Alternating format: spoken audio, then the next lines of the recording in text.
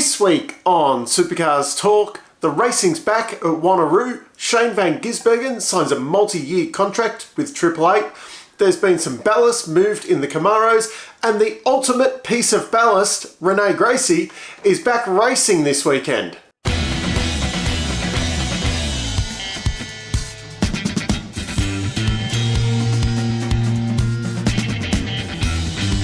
The big news this week is that LED panels will be in the front windscreen of the cars. You won't find the Dayglow numbers on the windscreen anymore. There will be a 2-number LED panel in the front windscreen of the cars that will show the car's track position at that current time.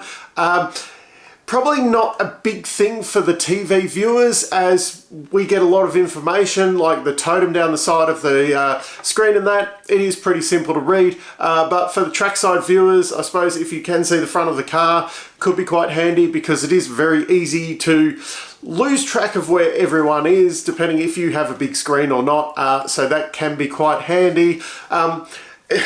Do we need to be worrying about this now? Well, probably not, but it is something that will probably enhance the TV spectacle and things like that. I have seen some complaints from people that now, oh, how will I know which driver's in what car? Well, there will still be the driver's name on the windscreen, there will still be the numbers on the rear window, etc., like what we've got used to. The actual big news this week, though, is that Shane Van Gisbergen has signed what they are claiming is a multi-year extension to his Triple Eight contract. This takes the, I suppose, the highest driver out of the silly season for this year. A lot of speculation that he was going to move overseas and do NASCAR or WRC and that. People seem to be very disappointed that this isn't happening. I, for one, am not surprised about this. I figured just his kind of character and that he would be staying in this kind of realm of the world and doing supercars. He might go over to do, you know, 1 or 2 events overseas, but he's got his family here, his girlfriend, etc. Yeah, I couldn't see him moving overseas for a full-time campaign. This now does make Cam Waters the hottest property that will be on the market at the end of the year. Other notable guys are his teammates there at Tickford. Everyone at Tickford is out of contract at the end of the year. But Cam is probably, he's the one that Tickford at least will want to lock down first, but he's the hottest property really on the market now, because we can assume that, you know, guys like Chaz and that are kind of locked in. Both the Erebus boys are locked in. The Shell guys have kind of lost a bit of luster at the moment, so Cam is the #1 priority to get locked down now if you are out there looking for a driver. There has been some changes to the ballast of the Camaro after they went and did the centre of gravity testing at Tickford after the Grand Prix weekend. Apparently, I think it was 0.2% difference between all the cars that were tested. There was cars from basically all of the teams there to see. Apparently there was a little bit of difference between some of the, like in theory, all the Camaros should be the same, all the Mustangs should be the same.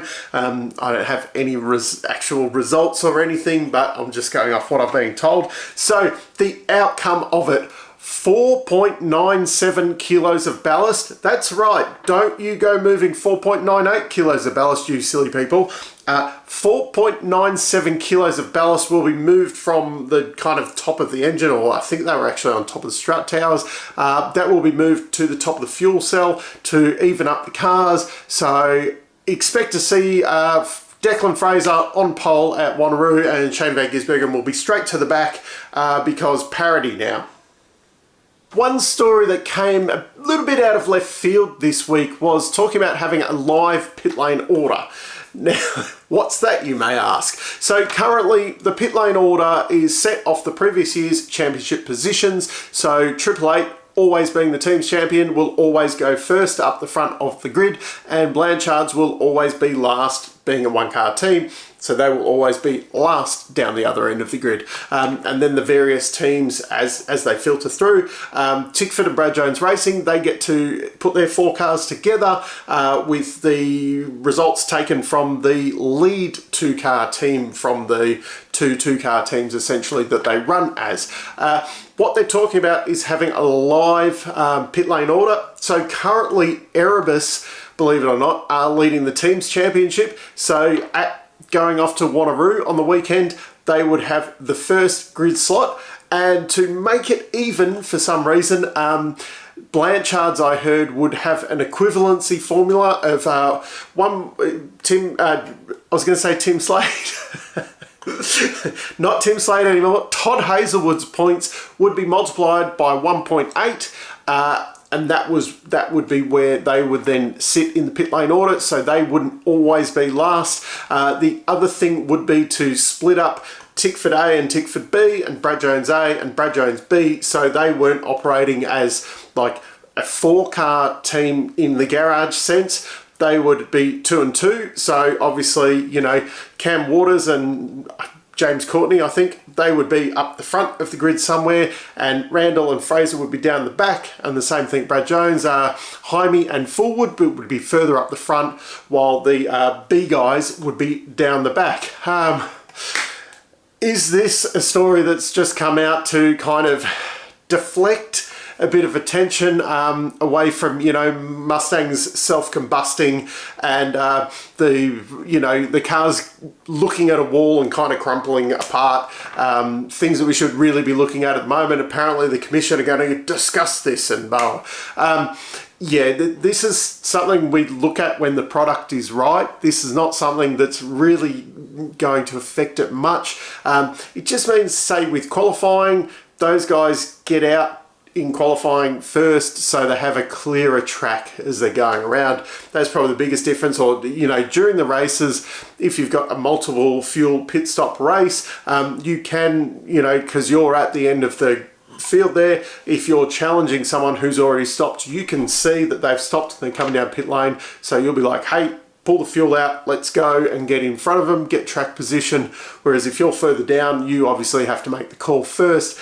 Triple Eight have used that first position, you know, on multiple occasions to their advantage. Some of the other teams probably don't use that advantage as much when they're further up the front, when, you know, they're in that battle of trying to get track position. But yeah, I think maybe we talking about this to try and deflect attention from elsewhere, because a lot of people seem to have got hot under the collar over this one, that it's either a brilliant idea or it's the dumbest idea on earth. There doesn't seem to be any of that middle ground.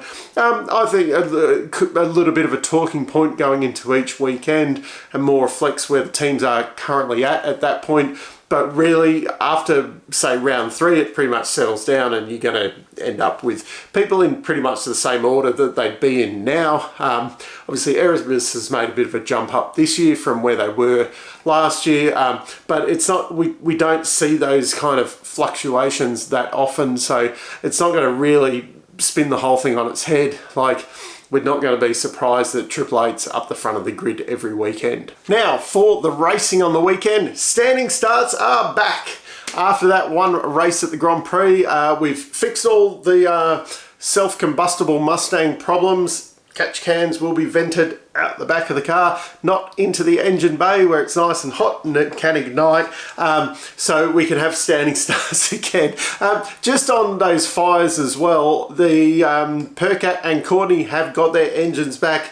Don't know if they will be installed for Perth or whether they sit back in the pool. I assume at this point they probably go like back into the cars, because they probably haven't got a heap of spares lying around. But yeah, this year you essentially get 2 engines for the whole year, and those engines have been deemed to be fine, and that's still part of their 2 engines for the year. Super 2. They will, instead of what previously has happened, essentially they've gone, okay, a race lap takes a minute, say at Perth, we have a 30-minute race, so it's a 30-lap race. And then the whole field goes full Super 2, and they actually only get 10 laps in. So what is happening now, Super 2/Super 3 will be a 40-minute timed race. So now you can go, oh, well, this race could go 40 laps, but it will go full Super 2 and it'll be 12 laps. And then what happens next week when we're discussing it, we won't say that it was a 40-lap race reduced to 12 laps. We will just be talking about the 40-minute race. So then at the end of the season, you can't do your statistics and whatever. And last year, something ridiculous, like they were supposed to have 180 racing laps and they got in like 45 or something stupid. I'm not sure if it was that bad, but like the statistics were actually pretty bad. So if you broke down the budget of what people were spending for what racing laps they actually got, it was pretty horrific. So I think this change is a little bit, so that wording, rather than you looking at it, and like at the Grand Prix, we were supposed to have 13 lap supercar race or whatever ridiculous it was. It ended up being 4-lap race. And then you feel like you've been shortchanged the 9 laps that didn't happen. Now you will have a 40-minute race and the cars will be on track for 40 minutes and that will be it. But you won't get that same sensation of it feeling like it's been cut short because of time certain. It is a time certain race no matter what. 40 minutes, done and dusted. So for the on-track action for the weekend, knockout qualifying is back. I've been really missing it. Anyway, they get one 90-minute practice session on Friday. Yeah, not a lot. It's a big long session, but yeah, it's a difficult one. If you have an issue with car in the first 5 minutes, that might be it. Then straight into knockout qualifying on Saturday. Q1 will be 15 minutes of on-track action with everybody in there. Q2, we will knock out the 5 slowest guys and it'll be a top 20 shootout for 15 minutes. And then Q3 will be a top 10 shootout for 15 minutes. Yeah, once again, I'd prefer to see more like, an 8 and 8 being knocked out, or, 9 and 8, something like that. So that there's a bit more Jack Smith, Macaulay Jones kind of thing, probably going to be the guys knocked out in the first session. Yeah, it doesn't, the first one, you're probably not going to lose a big scalp in it, whereas if you are knocking out a third of the field, it just adds that little bit of intensity to it. Maybe even bring down, I know the cars aren't on track a lot of time, but maybe bring down the time in some of those sessions as well. Like maybe 15 minutes for the first session, 10 minutes for the second, 6-7 minutes or something for the third one. So there is really that intensity to, get it going. 15 minutes around Wanneroo for 10 cars, that's a lot of time. They will quite comfortably all get into runs. Yeah, I think we could probably do it a little bit more better. Yeah, if I could speak English, maybe I could do this a bit more better. Anyway, then we go into 42-lap race on the Saturday afternoon. Sunday reverts to a more traditional 2 15-minute qualifying sessions all in for the 2 races, which will both be 42-lap affairs, or 42 minutes time certain. Not really. It'll probably be about an hour kind of window with the time certainness on there. But the advantage of the Supercars races is that they don't go full Super 2 very often, so we do generally get the whole race in. As for the form guide, unsurprisingly, Shane Van Gisbergen took out races 1 and 3 last year. Will Davison was the other winner in race 2 there. Podiums were only then those 2, and then Waters, De Pasquale and Jaime got 1 podium over the weekend. Yeah, slim pickings there. This was the weekend where WAU, both cars went full Nick Percat and were nowhere that time. I do expect to see Chaz have a better weekend this time. Hopefully Waters can find his pace that was lost at the Grand Prix, but as I've said previously, Waters and Albert Park haven't been best of friends all the way through. My picks for this weekend, Shane Van Gisbergen, of course, he's going to be up there, but just to make it interesting, I I got a feeling Feeney will be up there challenging Shane this weekend. I don't know. I just feel this is going to be a real breakthrough weekend for Feeney, where he really takes it to him all weekend. And my other dark horse for the weekend, Frosty, to do something special. This weekend, he's starting his 600th race. There's only 2 guys previously who have done that. Garth Tander and Craig Lowndes are the only ones that have stayed on for that long. I just got to feel he's going to want to go in and, he'll just find an extra gear this weekend. And then, of course, the normal guys are going to be up the front. Can the Erebus guys keep their form going? Shane will be up the front. I expect to see Waters and Chaz in there battling, but my kind of outside of those guys picks are Feeney and Frosty to have a bit of a special weekend. But as you can tell, I'm a little bit excited that the racing will be back this weekend. So down in the comments, let me know who you're predicting for the weekend. Are you excited about a possible live grid lane order? And do you reckon that Waters is the next top guy to be signed for next year, now that Shane Van Gisbergen's out of the market? But racing this weekend, don't forget that. Until next time, I'm still Dave, and I'll catch you later.